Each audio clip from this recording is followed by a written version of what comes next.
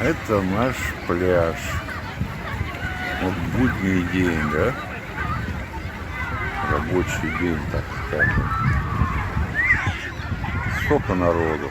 А выходные что будет твориться здесь? Муравейник будет. Здесь все цвильно. Вода теплая, теплая. Не такая уж и грязная, как в Анапе, допустим. Вот. Участок пляжа огороженный буйками. Вот. Здесь продают разные